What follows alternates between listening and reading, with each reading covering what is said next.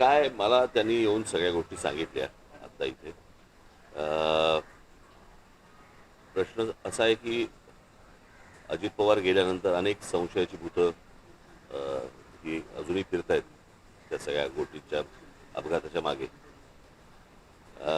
मध्यंतरी मी कोणाशी तरी बोललो होतो की अपघात हा धोक्याने झाला का धोक्याने झाला, या बोलण्यातनं मला फक्त एकच गोष्ट जाणवली, आणि ती म्हणजे त्यांनी 3 ठिकाणी FIR करण्याचा प्रयत्न केला.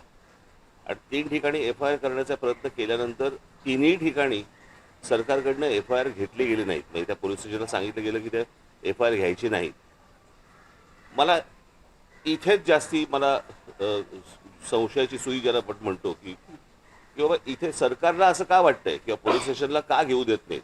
म्हणजे ज्यावेळेला ते मरीन ड्राईव्हवरती गेले, त्या पोलीस स्टेशनला गेल्यानंतर तिथे तिथले जे कोणी अधिकारी होते ते त्यांचा FIR लिहून घेत होते, टाईप करत होते. आणि टाईप करत असताना इतक्यात DCP आले तिथले आणि त्यांनी सांगितलं की नाही FIR लिहून नाही घ्यायचा म्हणून.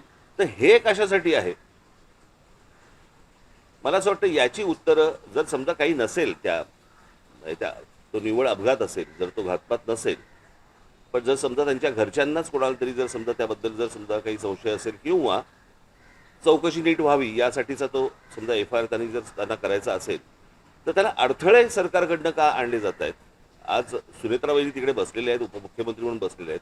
मला असं वाटतं त्यांनी पण या गोष्टींचा विचार केला पाहिजे, कारण त्यांचेच ते पती होते आणि त्यांच्याच पतीच्या अपघाताबद्दलचा हा FIR आहे. आणि सरकारकडनं असा दबाव येतो की तुम्ही FIR घेऊ नका.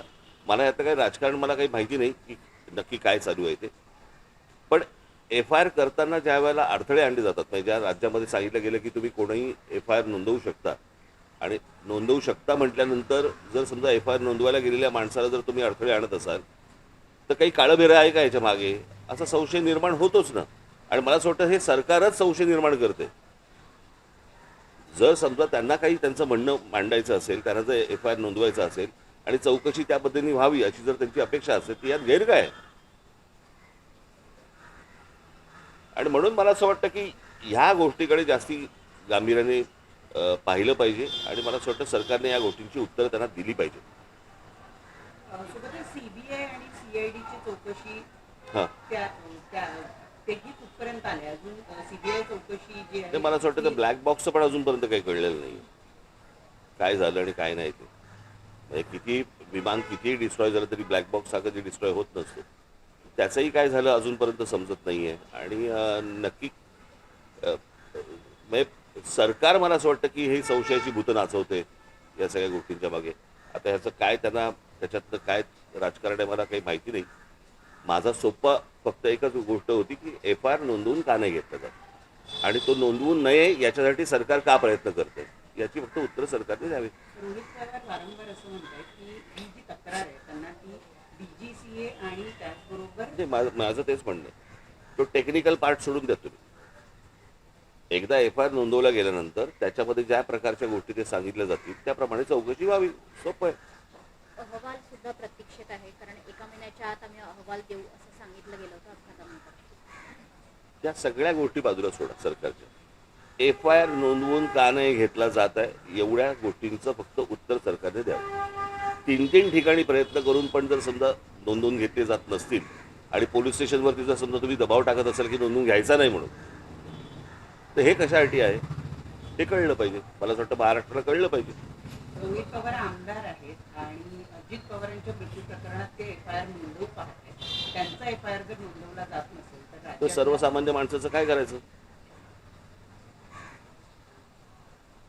आणि हा कुठच्याही राजकारणाच्या पलीकडचा विषय आहे.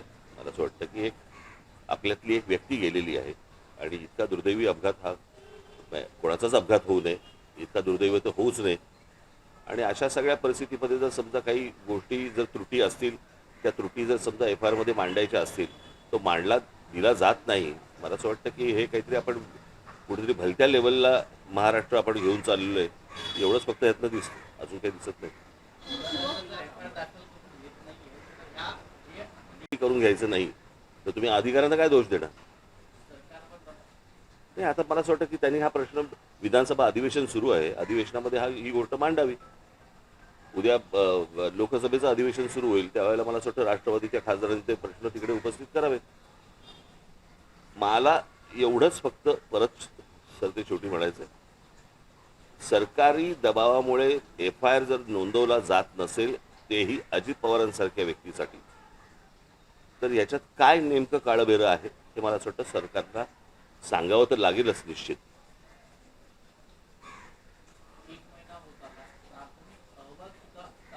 अजून सादर झालं नाही. तर त्याच्यामुळेच काय होतंय की त्या असल्या सर्व गोष्टींमुळे संशयाची भूतं नाचवली जात आहेत किंवा नाचत आहेत.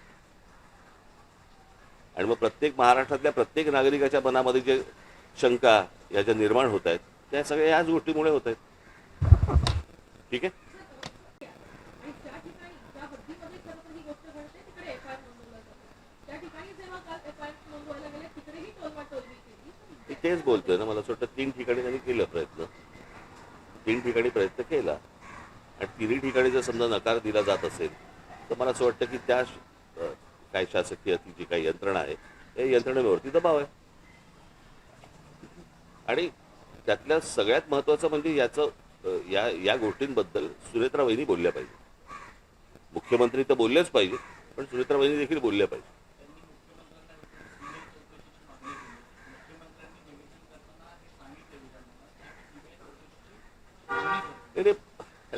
CBI चौकशा वगैरे त्या सगळ्या होत राहतील. एक FIR आहे ना फक्त, त्या FIR ला सरकार का घाबरतं?